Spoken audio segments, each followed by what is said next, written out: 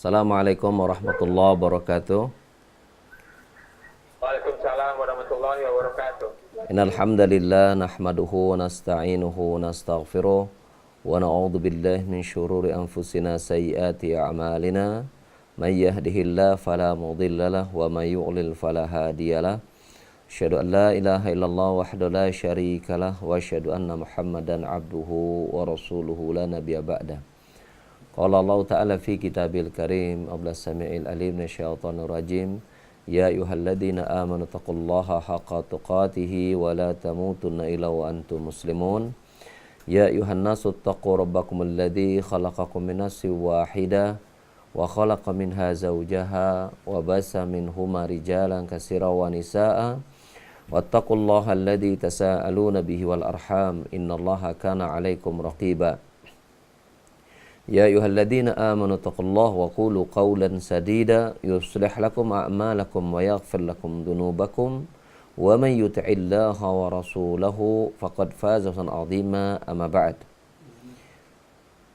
Bapak-bapak, ibu-ibu, para jamaah sekalian, terutama di negeri seberang sana ya, di Amerika di sana, yang barangkali sebentar lagi akan menutup saumnya pada hari ini ya, sedangkan kami di Indonesia ini baru membuka saumnya pada hari ini.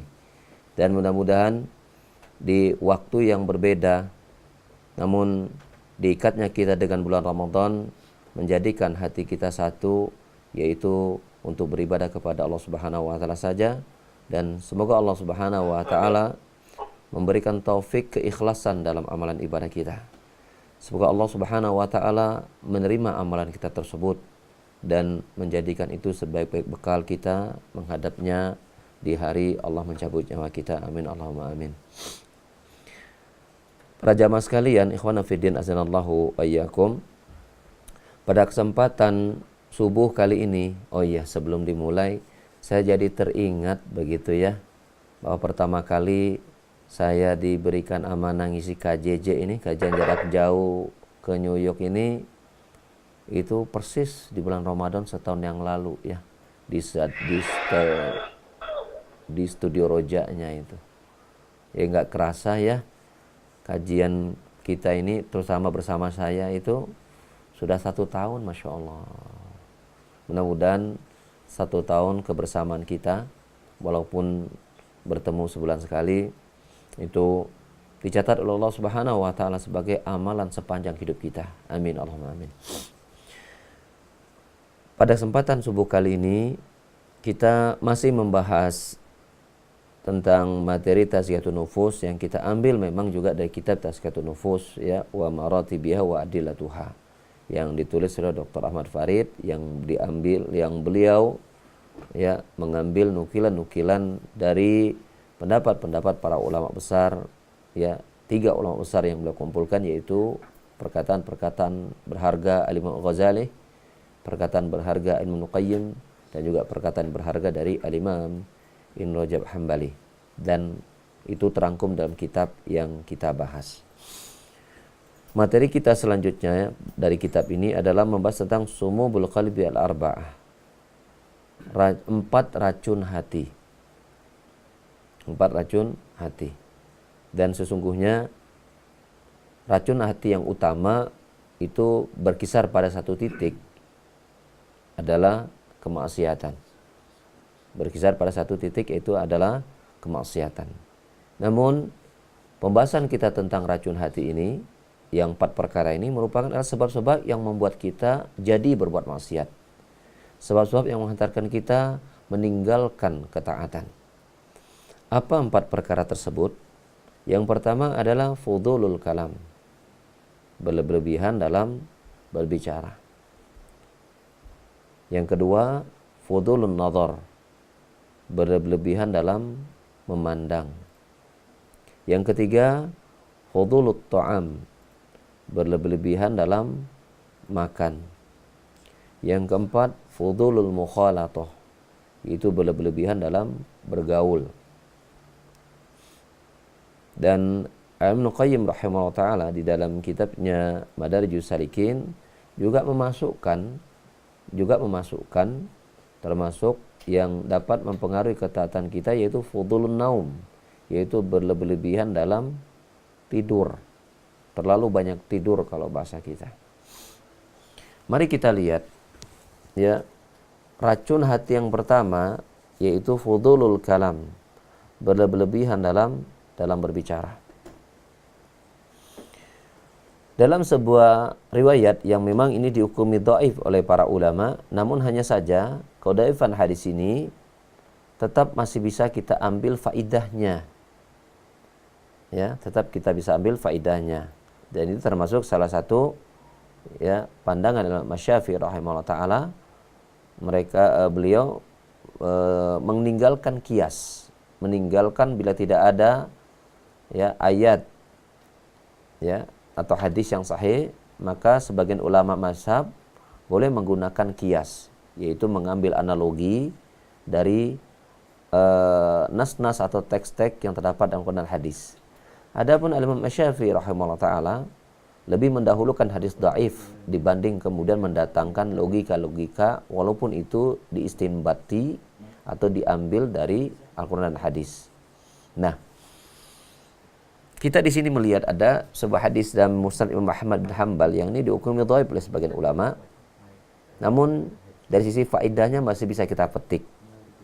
Lafaz hadis tersebut berbunyi, la yastaqimu imanu abdin hatta yastaqima qalbuh wa la yastaqimu qalbu hatta yastaqima lisanuhu. Tidak akan istiqomah, tidak akan lurus iman seorang hamba sampai lurus hatinya, dan hatinya tersebut tidak akan lurus sampai lisannya lurus. Sehingga berdasarkan ya redaksi hadis ini, maka syarat istiqomahnya atau tegak serta lurusnya iman itu sangat tergantung dari keistiqomahan hati pemilik iman tadi. Dan ternyata ya keteguhan iman itu, yang ini merupakan keteguhan hati, maka sangat dilihat dari keteguhan dia dalam menjaga lisannya.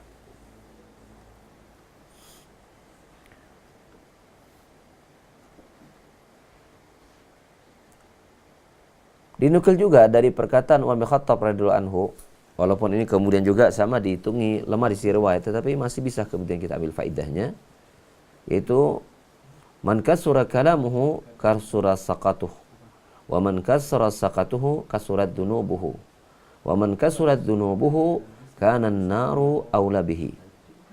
Barang siapa yang ucapannya banyak, maka ketergelincirannya juga besar. Dan barang siapa yang mengalami ketergelinciran yang besar, maka akan terkumpullah pada dirinya dosa-dosa yang banyak. Dan barang siapa yang kemudian dosanya sudah banyak, sudah menggunung, maka tentu nerakalah yang lebih pantas untuknya.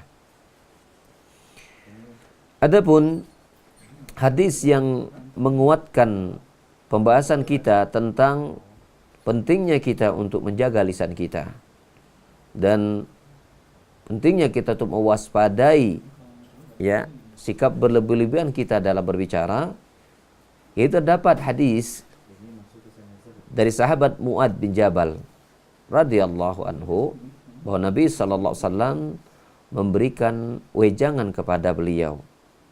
Kata Nabi SAW, ala ukhbiruka bima laki dhalika kullih. Ketika Rasulullah SAW mengatakan kepada Mu'adz, rasu kulli amrin al-Islam, pokok atau asas segala urusan itu adalah Islam. Wa umuduhu as-salah, dan tiangnya adalah salat. Wa dhirmatu sanamihi al-jihadu fi sabilillah, dan tiangnya adalah ya tiang agama itu ya atau atap dari agama itu yang menaunginya adalah jihad di jalan Allah Ta'ala.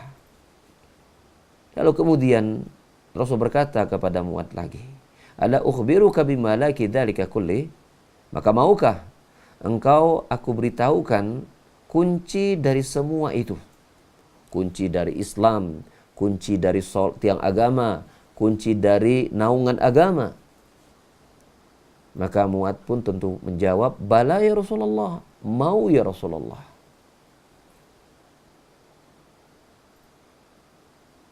Fa'akhadha bilisani.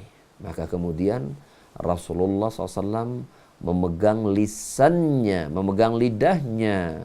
Summa qal, lalu bersabda, kuf alaika hada. Jagalah olehmu ini, yaitu lisan. Mu'adz pun menimpali. Qultu, ya Nabi Allah, wahai Nabi Allah, wa inna la mu'akhaduna bima natakallamu bihi.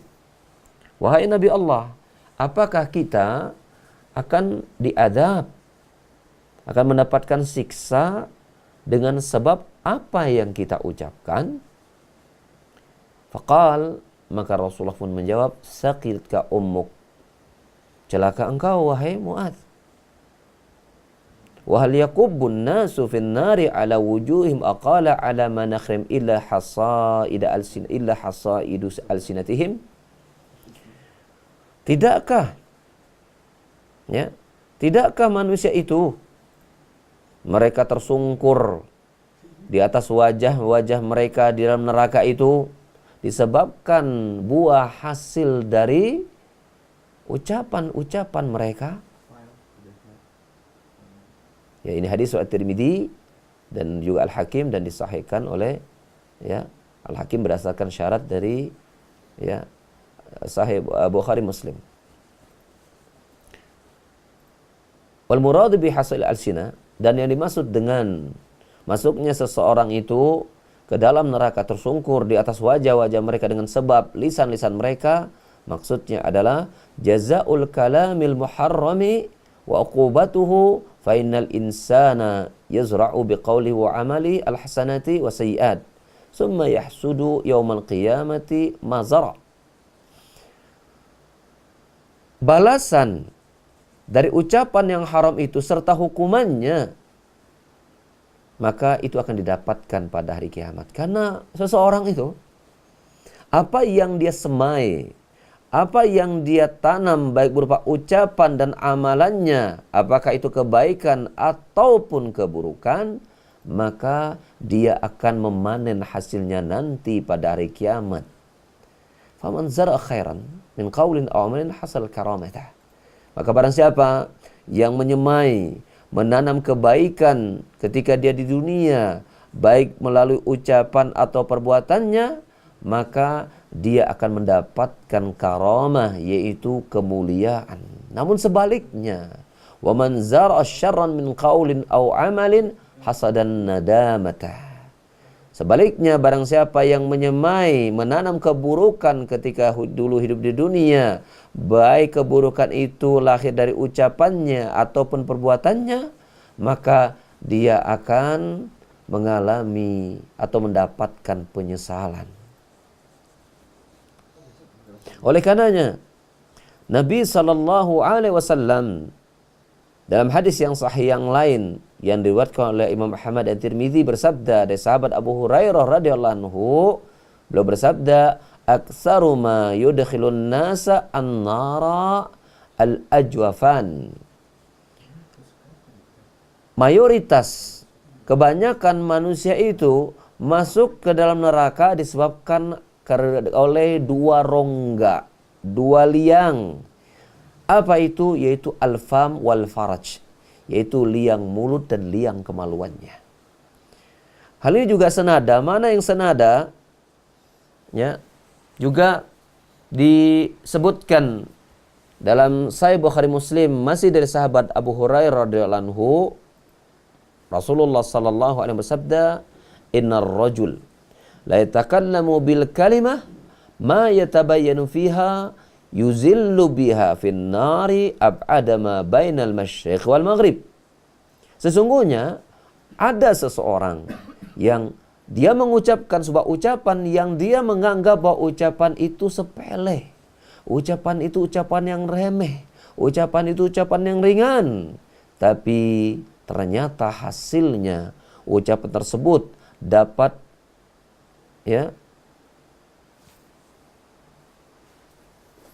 ternyata ucapannya tersebut dapat menyungkurkannya, menggelincirkannya ke dalam neraka, itu lebih jauh daripada timur dan barat.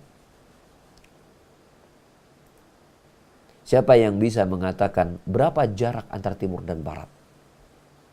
Maka mungkin orang akan mengatakan sangat jauh. Saking sulitnya diukur kejauhan ya arah timur dan barat tersebut. Tetapi lihatlah, ada seseorang yang masuk ke dalam neraka lebih dalam daripada jaraknya antara timur dan barat tersebut. Dan luar biasanya itu hanya disebabkan oleh ucapan yang dia anggap itu adalah ucapan yang sepele. Tetapi sepele menurut dirinya, ternyata dalam timbangan syariat, dalam di sisi Allah Subhanahu wa taala, itu merupakan ucapan yang sangat berat. Apa buktinya? Buktinya ucapan tersebut membuatnya terbenam, tersungkur dan masuk dalam neraka lebih jauh daripada jarak antara timur dan barat. Ini menunjukkan kepada kita bahwasanya penting bagi kita untuk mewaspadai setiap kalimat perkataan yang dihasilkan oleh lisan kita. Dan tentu yang menjadi kontrolnya adalah apa? Adalah ilmu. Adalah ilmu. Maka kita sudah bahas pentingnya bahwa ilmu itu merupakan sebab apa? Kebersihan hati.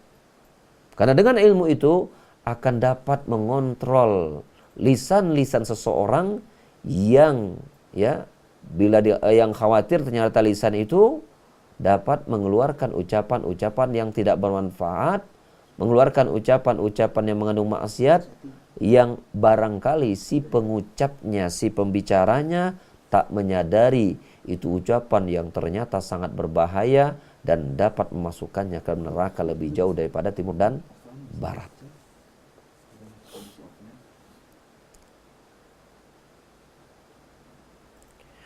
Sahabat Uqbah bin Amir pernah bertanya kepada Rasulullah sallallahu alaihi wasallam, dan ini juga diriwayatkan oleh Imam Bukhari dan Muslim. Dia bertanya, "Ya Rasulullah, man najah?" Ya Rasulullah, apa hakikat keselamatan itu ya Rasul? Maka Rasulullah menjawab, "Amsik 'alaika lisanak wal yasa'uka baitak wabki ala khati'atik." Keselamatan itu adalah bila engkau melakukan ini, maksudnya maka keselamatan akan kau raih. Maka Rasul memberikan 3 resep. Yang pertama, amsik.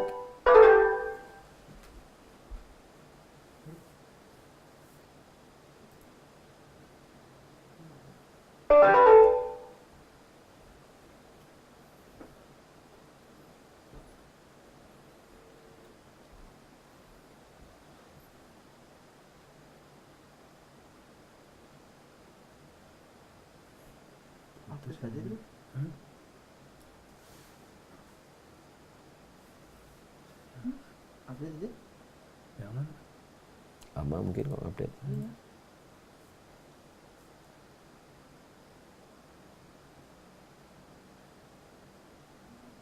Masih suaranya masih terdengar, berarti otomatis putus ya.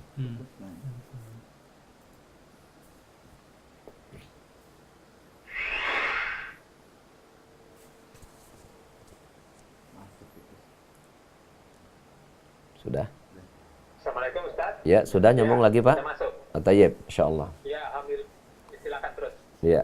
Tafadhol Ustaz. Apa 3 wejangan Rasulullah sallallahu alaihi wasallam yang merupakan sebab-sebab keselamatan? Yang pertama, amsik 'alaika lisanak, yaitu apa? Peganglah atau jagalah lisanmu. Itu yang pertama. Yang kedua adalah lebih banyaklah engkau menetap di rumahmu. Itu menunjukkan bahwasanya fitnah itu banyak sekali terjadi di luar rumah. Rasulullah menyebutkan kalimat wal yasa'uka baituk. Artinya jadikan rumah kamu itu luas. Maksudnya adalah lebih banyaklah engkau berdiam diri di rumah. Yang ketiga, wabki ala khati'atik. Yang ketiga adalah menangislah engkau, tangisi dosa-dosamu. Dan memang luar biasa. Berapa banyak seseorang yang lisannya menyakiti manusia, maka dia tidak akan selamat dengan hal itu dan melupakan kesalahan-kesalahan dirinya pribadinya. Maka ini bukan merupakan pintu keselamatan. Bila kemudian dia selamat dari celaan manusia, tapi ingat dia tidak akan selamat dari ancaman-ancaman azab pada hari kiamat.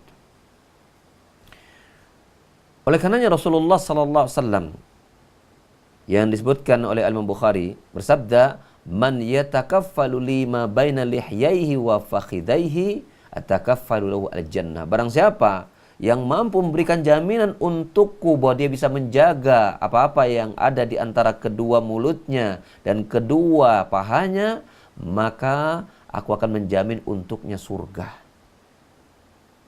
Ini menunjukkan bahwasanya sebagaimana Rasulullah SAW dalam hadis yang kita sebutkan sebelumnya, bahwasanya yang paling banyak memasukkan manusia ke dalam neraka itu adalah apa? Itu disebabkan oleh mulut dan kemaluannya. Sehingga perkara yang kemudian sangat wajib kita jaga, karena itu dapat menghalangi kita dari neraka dan dapat memasukkan kita ke dalam surga, adalah kita menjaga lisan kita dan kemaluan kita.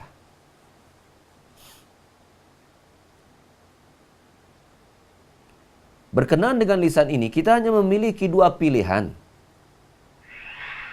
Imma kita mengucapkan kalimat yang baik, atau imma kita diam dari mengucapkan kalimat yang buruk atau perkataan yang buruk.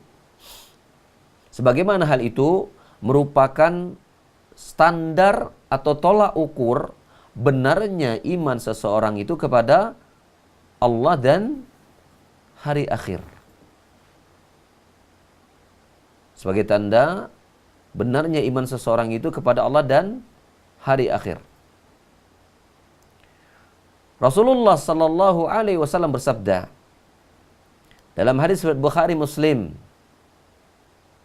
"Man kana yu'minu billahi wal yaumil akhir falyaqul khairan aw liyasmut." Barang siapa yang beriman kepada Allah dan hari akhir, maka hendaklah dia mengucapkan kalimat yang baik atau dia diam. Maka ucapan yang baik atau diam dari perkataan yang buruk merupakan tanda atau tolak ukur benar tidaknya seseorang itu akan imannya kepada Allah dan hari akhir.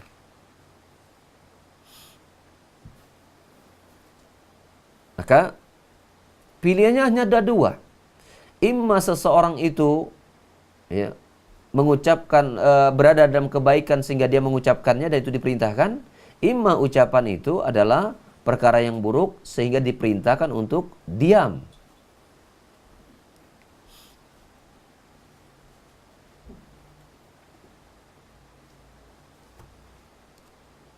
Dalam hadis yang hasan yang dikeluarkan oleh Imam At-Tirmidzi juga Ibnu Majah dari Ummu Habibah, Ummu Habibah, salah seorang istrinya Rasul sallallahu alaihi wasallam radhiyallahu anha, dari Nabi sallallahu alaihi wasallam beliau bersabda, "Kullu kalami ibni Adam alaih la lahu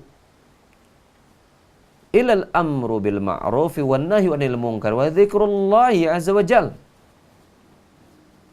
Setiap ucapan anak manusia itu akan mengandung dosa untuknya, tidak berisi pahala dan kebaikan, kecuali adalah ucapan yang mengajak kepada kebaikan, ucapan yang mengajak kepada mencegah kemungkaran, atau ucapan yang mengandung berzikir kepada Allah Azza wa Jalla.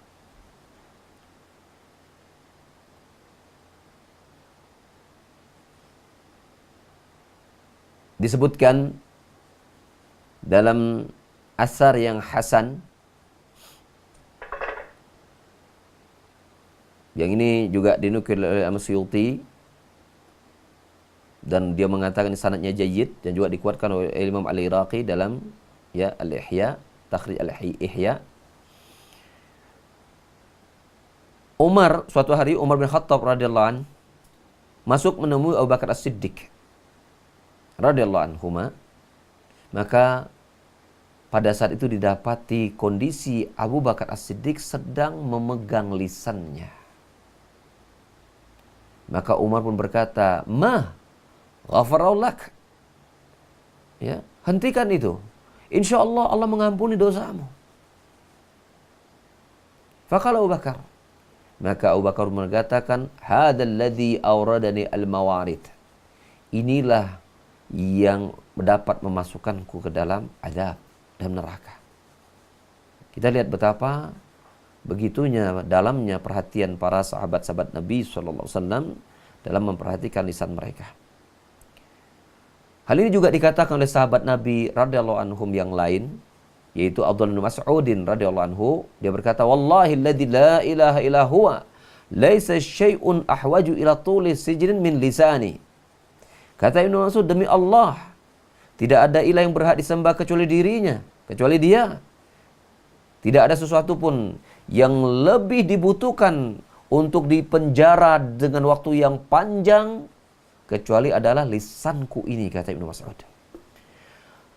Ibnu Mas'ud juga menambahkan, "Ya lisan, wahai lisan, qul khairan taghnam." Wahai lisan, berkatalah yang baik, maka engkau akan beruntung. Waskut an syarrin taslam.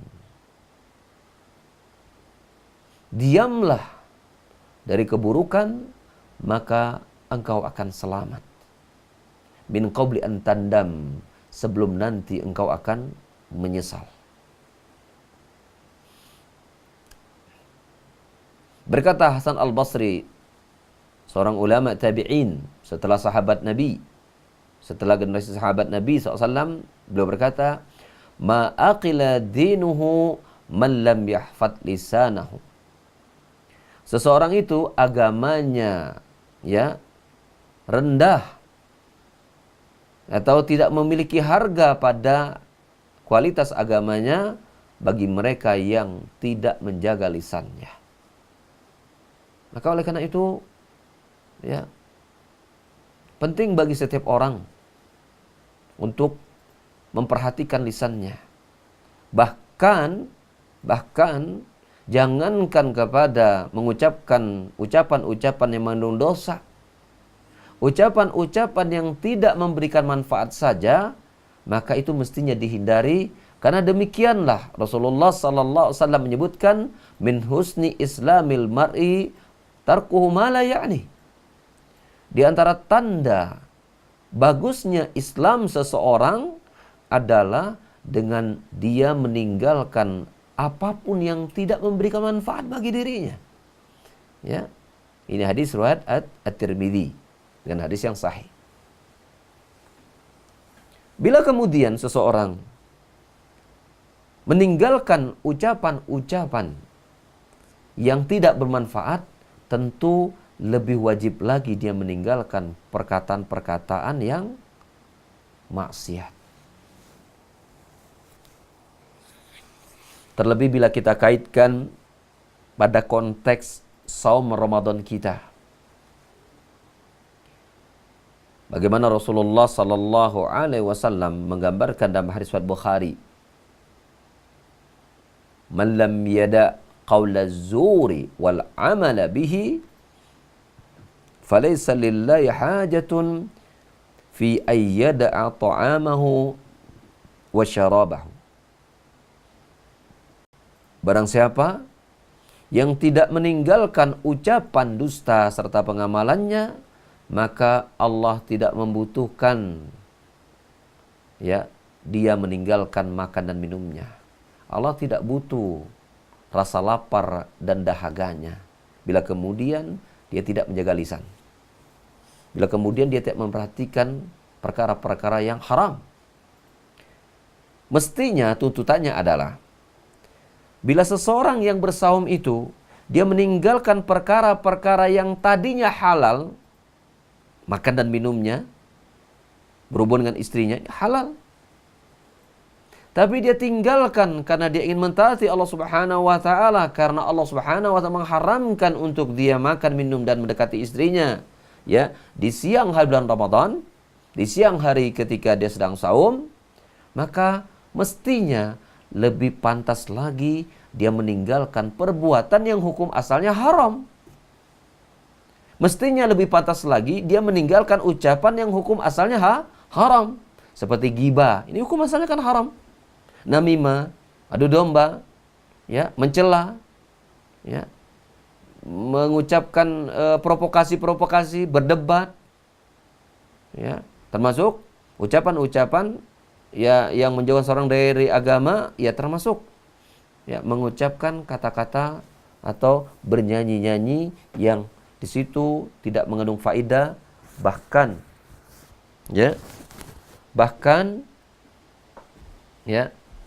bahkan itu bisa mengandung maksiat kepada Allah Subhanahu wa taala. Termasuk meninggalkan ucapan dusta. Ya, termasuk memperolok-olok saudaranya, manusia. Dan kesalahan-kesalahan yang lain dari lisan. Maka jadikan Ramadan kita, ya, saum kita adalah kita menjaga perkara-perkara yang haram. Karena sesungguhnya kualitas terendah orang yang bersaum adalah mereka yang hanya menahan lapar dan haus. Ini kualitas terendah orang yang saum.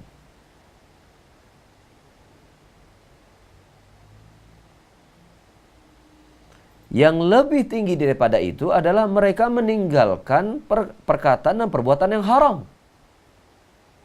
Dan yang lebih tinggi daripada itu, mereka tak memberikan kesempatan satu waktu pun untuk berbuat maksiat dan menyia-nyiakan kecuali diisi dengan ketaatan-ketaatan. Bahkan seluruh amal ketaatan, ya, tidak saja yang wajib-wajib, tapi yang sunnah-sunnah pun mereka kerjakan. Sehingga jadilah hari-hari mereka adalah hari-hari yang disibukkan dengan melakukan amalan-amalan yang wajib dan amalan-amalan yang disunnahkan. Tidak ada tempat bagi mereka untuk mengucapkan dan melakukan perkataan dan perbuatan yang Allah haramkan, termasuk ucapan dan perbuatan yang tidak berguna. Ini yang pertama, berkenaan dengan upaya kita untuk membersihkan hati kita, ya, yaitu dengan kita menjaga lisan kita. Jangan sampai lisan ini mengucapkan kata-kata yang tidak bermanfaat, apalagi mengandung perkataan yang mengandung maksiat. Dan jangan sampai lisan kita ini menjauh dari berzikir kepada Allah Subhanahu wa taala. Itu yang pertama. Yang kedua, dari 4 racun hati adalah fudul nazar, berlebih-lebihan dalam memandang. Ya, sebelum saya lanjutkan, Pak Ardi, ini saya punya masih sisa waktu berapa menit lagi? Sisa waktu ini sebetulnya 10 menit lagi, Ustaz. 10 menit lagi ya. 15 lah. Iya. 15 lah. Oh, sampai mepet ya. Iya. Nanti kita tidak ada sesi tanya jawab. Tidak, sudah termasuk sesi tanya jawab itu sudah. Iya, sudah termasuk, Ustaz. Iya. Jadi bagaimana ini? Sisa waktu kita guna untuk tanya jawab atau mendengarkan saja? Iya. Kan? Selesaikan materinya saja, Ustaz. Iya, sebab kalau dipaksakan, kalau diselesaikan mungkin materinya nggak selesai. Ya, tapi tapi intinya pertama dari judul kita 4 racun hati itu adalah yang pertama, bisa diulang nggak? Bisa dijawab nggak? Apa 4 racun hati tadi? Terlalu banyak berbicara, Ustaz. Iya, betul. Kemudian terlalu banyak memandang. Kemudian ketiga, terlalu banyak makan dan minum. Keempat, terlalu banyak bergaul. Betul. Kemudian tambahan tadi terlalu banyak tidur. Terlalu banyak tidur, betul. Iya. Dan memang itu nanti berkaitan dengan berlebih-lebihan dalam makan. Ya, karena biasanya ya berlebihan dalam tidur itu erat kaitannya dengan makan yang berlebihan. Maka sehingga dulu di kalangan para pemuda Bani Israel yang rajin beribadah kepada Allah Subhanahu wa taala, Satu hari mendapati teman-teman mereka itu mulai turun semangat untuk beribadah kepada Allah Subhanahu wa taala, maka mereka memberikan nasihat, janganlah kalian terlalu banyak makan. Karena bila terlalu banyak makan akan banyak minum. Bila sudah banyak minum akan banyak tidur. Akhirnya banyaklah kerugian yang akan kalian dapatkan. Ya, kira-kira begitu hubungannya.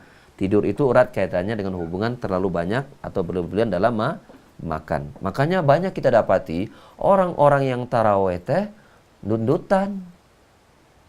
Mengapa orang yang tarawih itu pada ngantuk? Karena ketika buka puasanya balas dendam. Ya, seluruh menu yang ada di meja makan tak disisakan untuk yang lain. Mestinya dalam Rasulullah SAW menyebutkan untuk perut kita itu hanya ada 3, ya, sepertiga untuk makan, sepertiga untuk minum, sepertiga untuk nafas. Tapi sebagian orang ketika berbuka, bernafas pun nggak bisa. Bahkan minum pun nggak kebagian. Karena apa? Habis. Ya, habis untuk makan semuanya. Maka akhirnya dampaknya, ya, malaslah mereka untuk beribadah pada Allah Subhanahu wa taala. Dan sebagian mereka tidak saja meninggalkan tarawih, sholat malam, bahkan mereka ada yang tidak tarawih. Bahkan ada yang lebih parahnya, ada yang tidak sholat isya. Habis makan langsung tidur. Dan ini tentu musibah tentunya. Ya, berlebihan dalam memandang, mungkin ini sedikit saya akan kuatkan. Ya, karena berlebihan dalam bergaul, saya pikir itu juga sudah poinnya bisa dipahami lah ya secara umum ya. Kemudian berlebihan dalam makan juga secara umum sudah bisa kita pahami tentunya. Saya ingin agak menguatkan, menekankan di sisa menit-menit yang kita miliki ini tentang fudulun nazar, berlebihan dalam memandang. Dijawab ya sama jamaah di sana. Kira-kira yang matanya jelalatan itu laki-laki atau perempuan? Jawab Pak Ardi. Biasanya laki-laki katanya. Biasanya laki-laki ya. Jawab laki-laki, Pak. Oh betul. Padahal yang menggoda Nabi Yusuf teh saha? Jadi sebenarnya erat kaitannya antara wanita yang ingin dilihat dengan mata laki-laki yang ingin memandang. Iya kan? Coba kalau seandainya wanita itu tertutup semua, kemungkinan besar laki-laki itu akan sedikit matanya berlebihan. Kita akan dapati sedikit matanya mata jelalatan. Ya, karena memang peluang untuk memandang besar. Disebabkan para wanitanya memang memposisikan diri siap untuk dinikmati oleh mata-mata laki-laki. Terutama laki-laki yang buaya kalau bahasa kita di sini barangkali. Ya. Maka oleh karena itu, ya, ada 2 perkara yang harus dilakukan oleh laki-laki dan wanita. Hendaklah laki-laki di zaman fitnah sekarang ini banyak menundukkan pandangan-pandangan mereka, dan bagi para wanita hendaklah mereka banyak menundukkan dan menutup aurat mereka. Ya, karena ini 2 hal yang saling tarik menarik. Ya, ada kesempatan maka ada peluang untuk terjadinya sebuah kesalahan, kemaksiatan, bahkan kejahatan serta kriminalitas. Karena ada peluang. Ya, oleh karena itu, mari kita tutup semua pintu-pintu yang dapat mengotori hati kita. Dan memandang, ini merupakan satu di antara pintu-pintu masuknya panahnya syaitan kepada hati-hati manusia. Berawal dari mata, turun ke hati, sehingga akhirnya binasa. Dan Allah Subhanahu wa taala menyifati orang-orang mukmin dan bahkan memberitakan mereka dalam surah An-Nur, ya, di ayat yang ke-30, agar mereka qulil lil mu'minin yaghuddu min absarihim wa yahfadzu fujurahum. Ya, katakan kepada orang-orang beriman, hendaklah mereka menundukkan pandangan-pandangan mereka dan menjaga kemaluan-kemaluan mereka. Yang demikian itu lebih suci buat mereka. Lihat Allah Subhanahu wa taala menyebutkan kesucian hati tergantung dari bagaimana mereka dapat menjaga kemaluan mereka. Dan sesungguhnya, ya, kesucian kemaluan itu diawali dengan bagaimana seseorang pandai menjaga pandangan mata mereka. Karena sesungguhnya perzinahan terjadi, perselingkuhan terjadi, perbuatan-perbuatan maksiat terjadi, itu berawal mula dari seringnya memandang. Dari kerlingan mata berpindah kepada hati yang selalu terbayang, yang akhirnya melahirkan sebuah rencana-rencana dan berwujud kepada kenyataan, lahirlah sebuah kemaksiatan. Maka hati-hati kita dengan berlebih-lebihan dalam memandang. Jangan sampai mata kita jelalatan kesana kemari memandang sesuatu yang diharamkan oleh Allah Subhanahu wa taala, yang akhirnya ketika yang akhirnya Allah cabut kelezatan kita memandang hal-hal yang Allah halalkan. Coba bila seorang suami terus memandang wanita-wanita yang bukan istrinya, maka tiap kali dia pulang ke rumah, dia memandang kepada istrinya dalam hati berkata, kau semakin hari engkau semakin jelek mah dalam pandangan mataku. Mengapa? Karena dia memandang istri orang lain yang barangkali itu lebih wah barangkali. Akhirnya dicabutlah kelezatannya dalam memandang perkara-perkara yang halalkan. Maka saran saya bagi para suami yang ingin menumbuhkan rasa cintanya kepada istrinya, jauhkan pandangan mata-mata Anda dari memandang aurat-aurat wanita, wanita-wanita yang tidak pantas untuk Anda pandang. Insya Allah Allah akan tanamkan kasih sayang Anda kepada istri Anda. Sebaiknya bagi para wanita, hendaklah Anda pandai menjaga penampilan Anda. Hendaklah Anda pandai menjaga perbuatan Anda yang tidak membuat mata para laki-laki menjadi berdosa disebabkan karena perbuatan dan sikap Anda yang tak pandai untuk menjaga diri dan menjauh dari ketaatan Allah Subhanahu wa taala. Dan semoga Allah Subhanahu wa taala menjaga lisan kita, menjaga aurat kita, menjaga kehormatan kita. Dengan itu mudah-mudahan Allah Subhanahu wa taala akan lebih memudahkan kita untuk melaksanakan ketaatan kepadanya, dan semoga ketaatan kita itu diterima oleh Allah Subhanahu wa taala, dan semoga kita diberikan kekuatan untuk menjauhi setiap pintu-pintu maksiat kepadanya, dan semoga Allah Subhanahu wa taala senantiasa menjaga hati kita agar senantiasa bersih dan selalu taat dan tunduk kepadanya. Amin Allahumma amin. Saya kira mungkin apa yang saya sampaikan cukup sampai di situ dulu. Insya Allah pada waktu yang akan datang kita akan melanjutkan kembali beberapa perkara-perkara yang berkenan dengan amalan-amalan yang dapat menjadikan hati kita itu senantiasa hidup dan bersemai di atas ketaatan kepada Allah Subhanahu wa taala. Allahu a'lam bissawab. Saya kira waktu masih ada atau tidak? Kalau tidak ada, kita cukup langsung.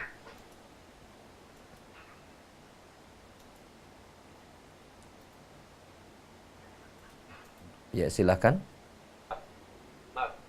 Maaf. Jadi mic-nya terpencet. Masih ada 7 menit Ustaz, dan pertanyaan sudah mulai masuk. Silakan 7 menit ya. Maaf, pertanyaan pertama dari Ibu Wiwin di Texas. Berkenaan dengan bahaya lisan yang bisa memasukkan seorang hamba ke neraka hingga sejauh jarak antara timur dan barat. Apakah ini termasuk juga candaan yang dusta, Ustaz? Iya. Bisa termasuk. Karena Nabi Bagaimana maksudnya candaan dusta? Nabi menipu atau Nabi sallallahu alaihi wasallam itu tetap melarang perbuatan dusta walaupun bercanda. Tetap intinya kedustaan itu tidak melihat keadaan. Memang ada pengecualian berbohong, seperti seseorang dalam rangka untuk mengakurkan sepasang suami istri atau dua orang yang sedang bermusuhan begitu maka seseorang boleh berdusta untuk mengakurkan mereka. Tetapi contoh-contoh berdusta yang diperbolehkan ini sangat sedikit. Mayoritasnya adalah kedustaan ini diharamkan. Bahkan Nabi SAW dalam keadaan bergurau pun seseorang tidak boleh berdusta.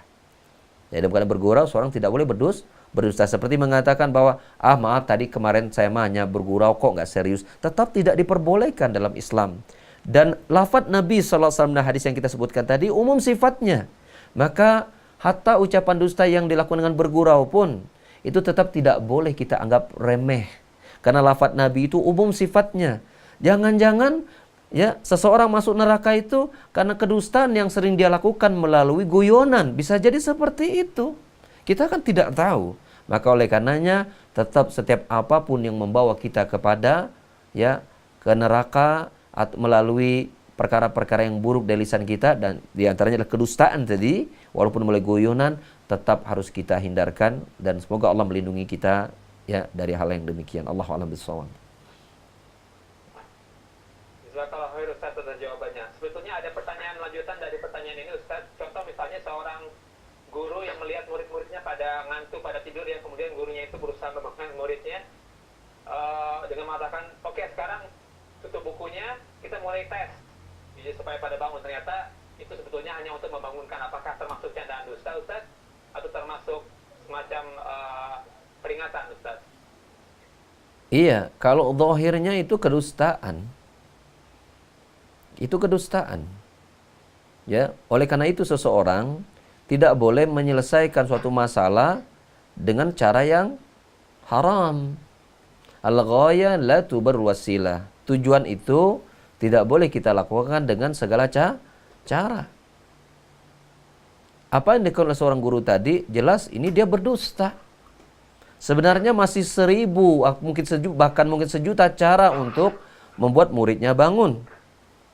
Ya, banyak cara, dan saya kira guru yang berpengalaman itu memiliki itu.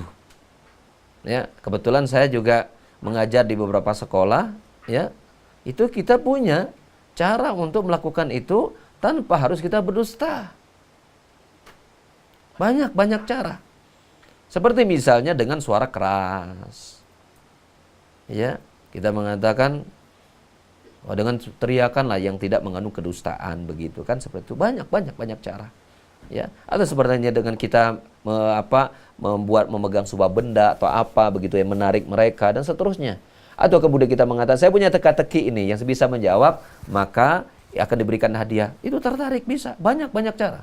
Saya kira bagi guru yang sudah punya pengalaman mengajar ya, itu mesti memiliki 1000 atau mungkin sejuta cara untuk membuat muridnya tidak ngantuk dan apalagi tertidur begitu ya, seperti itu.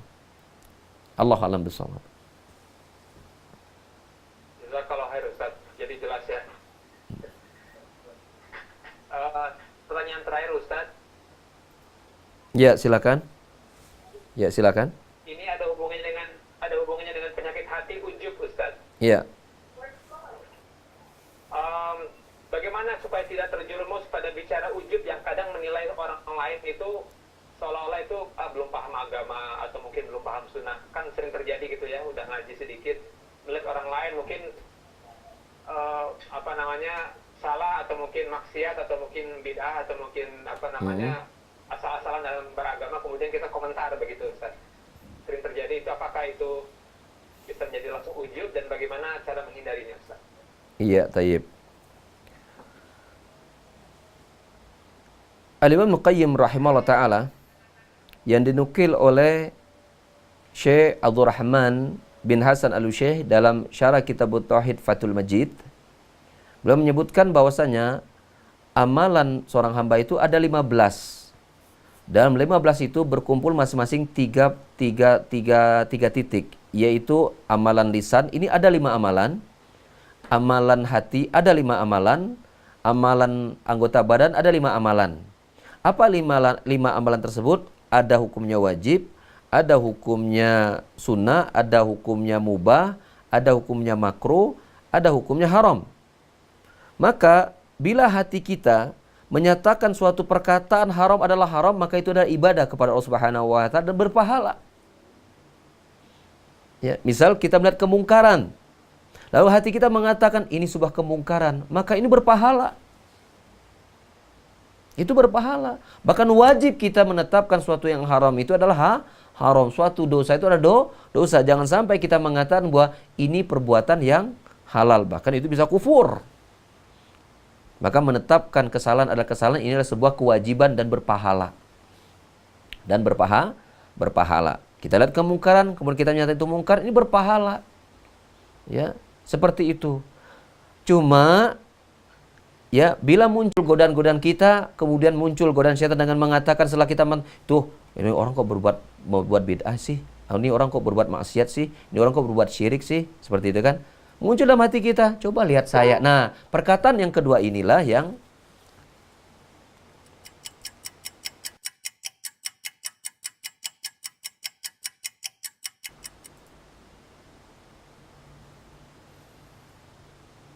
Ya mungkin sudah itu saja. Otomatis ditutup saja ya karena koneksinya. Ya barangkali karena koneksi yang terputus. Belum connect ya. Ya, sudah maghrib saja. Ya, barangkali ada di sini ya kita akhir subhanakallahumma hamdika asyhadu an la ilaha illa anta astaghfiruka wa atubu ilaik wa akhiru da'wana alhamdulillahirabbil alamin. Assalamualaikum warahmatullahi wabarakatuh.